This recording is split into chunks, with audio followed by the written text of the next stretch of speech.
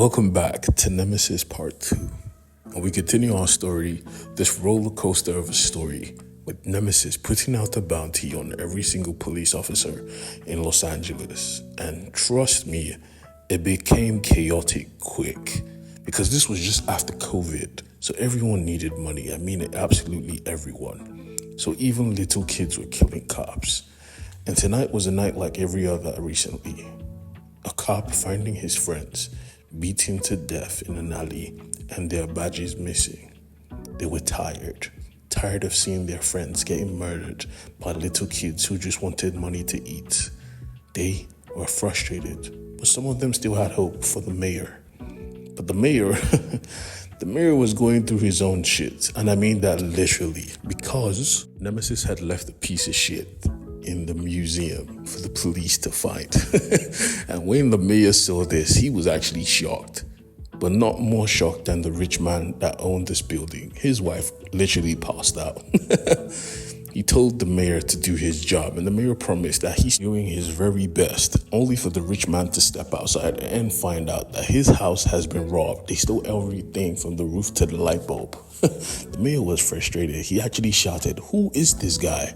And why is he messing with me?" From a distance, though, we see Nemesis himself watching all this play out, and he was happy because they did a test on the stool and found out it was the first lady's stool, not even Nemesis' own himself.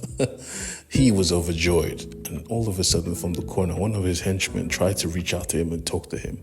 Because these people weren't actually henchmen, they were actually normal day, everyday citizens that just got a mask and are working for him at this moment. So one of them asked him, "I'm just a shopkeeper, I'm not in the place to be doing this." And he's like, "Nah, you're part of the plan." Like he's psycho. We're going to take a pause for some time to talk about Nemesis and who he is as a person and his origins. We find out that Nemesis' family was actually a family of murderers and assassins and drug dealers. We see that the individual that tracked down his family was actually the current mayor.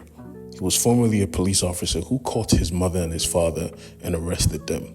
Even when injected with lethal poison, his mother didn't want to die. She literally stayed awake for 20 minutes with poison in her system. And her son was put in foster care. But he clearly didn't like it there because he always used to run away and go steal. Today was odd though, because he stole from the wrong person. Before he could take her back, she told him to drop it, that he could be great.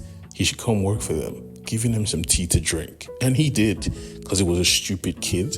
But instantly he was knocked out. And when he awoke, he was in the center of a field, apparently about to be sacrificed, because he was surrounded by some obvious cult members. Stripped of all his clothes, they wanted him to fight to the death. Some Epstein Island type shit. And he didn't want to. Giving him a weapon, he was supposed to fight another kid. And they went at it. This was a battle unlike any other he had experienced. This was a battle to the death. He had to take this kid's life so he himself could get a better life. And he did it, cold-bloodedly.